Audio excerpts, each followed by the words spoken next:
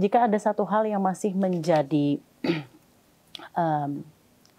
masih berat di hati Anda untuk industri pertanian Republik Indonesia maju, menurut Anda apa yang menghalangi Indonesia menjadi juara di pertanian di Indonesia? Korupsi dan mafia. Korupsi dan mafia. Dan itu saudara kita sendiri. Kami baru-baru ini ada pupuk palsu kan. 27 perusahaan kami blacklist. Dan kami kirim ke penegak hukum ada 5 pupuk palsu. Itu tidak beradab. Bayangkan kalau pupuk palsu membuat sengsara petani 100.000. Kemarin kita hitung 100.000 dampaknya yang menerima. Tahu kalau pupuk palsu, nih dampaknya kadang orang tidak paham. Biayanya 1 hektar itu katakanlah 20 juta, 19 juta per hektar. Biaya ngolah, biaya herbisida, biaya benih, seterusnya. Kemudian tiba-tiba ada pupuk palsu masuk. Biayanya katakanlah 2 juta rupiah. Atau 1 juta, 2 juta. Ini akan menghancurkan 18 juta. 18 juta ini modal pinjaman. Modal kur. Petani pas-pasan meminjam ini barang. Tiba-tiba jadi nol. Kira-kira gimana? Biadab nggak orang melakukan ini? Tidak ada peri kemanusiaannya betul-betul. Kami langsung tindak. Kami yang melanggar kami copot. Dan ada saya pecat. Kami sudah tanda tangan. Bukan karena saya meritokrasi. Menjaga. Kami kan mewakili petani. Suaranya petani. Kami melindungi petani kecil. Siapa yang mau melindungi mereka kalau bukan pemerintah? Nggak boleh dibiarkan sendirian. Nggak boleh. Kami lakukan. Kami sudah tanda tangan pemecatannya. Dan ada pengamat nanti di penjara. Tunggu aja. Yang mengamat selalu menyerang pertanian. Dia punya agenda tersendiri. Kalau ada pengamat menyerang pertanian, mengkritik, konstruktif, terima kasih.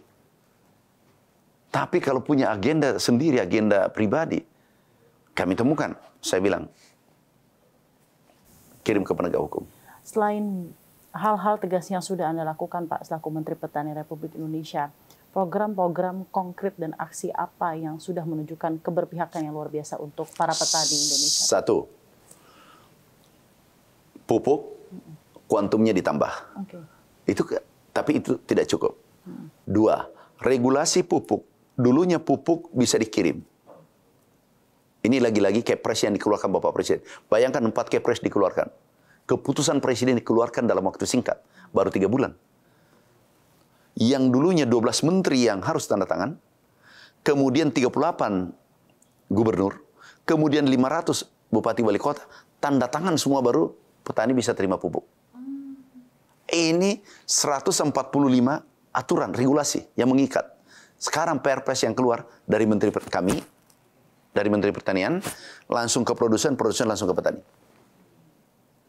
Ini saja petani bahagia, kami sudah keliling. Ketiga, ada UMKM, utang petani, nelayan, diputihkan kan? Ya. Betul, Pak. Jadi, kemudian cetak sawah, opla, alat mesin pertanian, benih, luar biasa perhatian Bapak Presiden. Di luar itu, ada tiket, harga tiket turun. Kan yang naik pesawat petani banyak. Petani kita 100 juta lebih. Kemudian naik haji, yang naik haji kan petani juga banyak. Turun juga kan? Biaya listrik, petani juga banyak kan? Turun harga listrik, biaya listrik. Kemudian ada diskon untuk jalan tol. Jadi betul-betul 130 hari keberpihakan Bapak Presiden terang benderang. Di mana sisi gelapnya? Terang benderang. Toh masih ada yang belum? Iya. Ini kan pemerintah ini berjalan terus sampai kiamat. Tidak bisa selesai 5 tahun. Tapi yang terpenting bahwa baru 130 hari. Tetapi luar biasa berpihaknya pada rakyat. Dan ini sudah kerja keras yang berlangsung selama beberapa tahun terakhir dan keberpihakan yang luar biasa untuk pertanian Indonesia ya Pak. Terus kami langsung dari data BPS ya Pak ya. Pak Amran, saya juga ingin tanyakan kepada Anda masih mengenai swasembada pangan. Jika seperti yang tadi Anda sampaikan kepada pemirsa CNBC, hilalnya sudah terlihat Pak, tapi kita masih menunggu nanti mungkin dari segi stabilitas produksi dan lain-lain. Apa saja yang masih ditunggu sampai akhirnya kita bisa dengan bangga publicly saying bahwa kita swasembada pangan bisa tercapai di Indonesia? Gini, ini kan masih berproses. Ini langkah-langkah darurat kemarin sudah selesai. Sekarang yang tidak darurat itu adalah cetak sawah oplah. Ini kita lakukan. Kemudian kami klaster untuk pertanian modern. Ini kan tidak semudah yang kita bayangkan. Karena kami ingin klaster ini yang 3 juta hektar nanti sejajar dengan Amerika, pertanian Amerika, sejajar dengan Jepang, sejajar dengan negara-negara maju.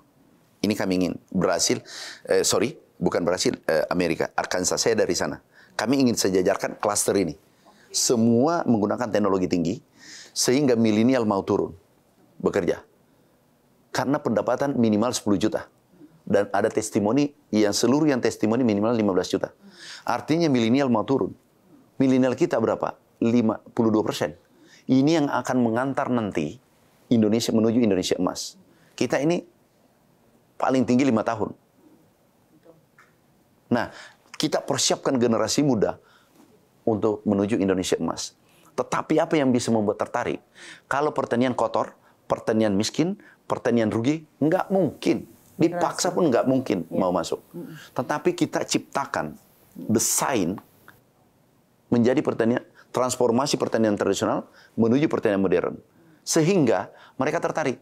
Yang membuat tertarik adalah satu, menguntungkan. Pendapatannya kalau 5 juta, 3 juta nggak turun. Tapi kalau sudah 15 juta, tentu menarik. Yang kedua, teknologi tinggi. Panen dulu kalau pakai sabit 25 hari. Ini cuma 4 jam. Tidak cukup 1 hari. Karena menggunakan combine harvester. Inilah kami berikan kepada anak muda. Sebagai insentif. Berikutnya, dia nanti lanjutkan. Nah, ini yang kita bangun ke depan. Coba, kita kali sederhana aja. Kalau 3 juta selesai. Katakanlah 2 kali panen, 5 ton per 1 kali panen, berarti 30 juta ton kan? Produksinya ke depan, khusus tambahan ini. Kalau 30 juta ton, itu rendemennya separuh, berarti 15 juta ton. Kita cuma kekurangan 2-3 juta ton, 4 juta ton. Berarti ada surplus 11 juta ton yang siap diekspor. Pada saat itulah Indonesia menjadi lumbung pangan dunia. Hitungannya jelas, arahnya jelas. Yang penting jangan diganggu. Jangan diganggu, ini kita lagi asik bekerja. Dan kami berani pertanggungjawabkan apa yang kami lakukan bersama teman-teman. Berkeliling ke seluruh Indonesia bertemu dengan petani-petani yang ada, Pak. Adakah suara-suara dari petani yang sampai ke Bapak dan menjadi pikiran Bapak dan akhirnya Bapak transformasikan menjadi program konkret? Suara tadi kekurangan pupuk, kekurangan alat mesin pertanian, kekurangan benih sudah terjawab, sudah selesai. Kemudian air, irigasi. Irigasi kita akan selesaikan 2 juta hektar bersama Menteri PU. Nah, itu insya Allah selesai juga. Dalam rentang waktu, Pak? Kita rencana 1-2 tahun selesai. Kalau bisa 1 tahun. Karena ini kebutuhan dasar petani. Semua aspirasi petani kami laporkan Bapak Presiden. Dan Bapak Presiden tidak pernah menolak. Langsung, iya, anggarkan. Bayangkan, kami tidak memohon anggaran 15 triliun. Ya, anggaran kami tahun lalu kan cuma 6,9 triliun. Beliau tambahkan 15 triliun. Memenuhi semua permintaan petani. Itulah Presiden kita luar biasa keberpihakan pada masyarakat kecil.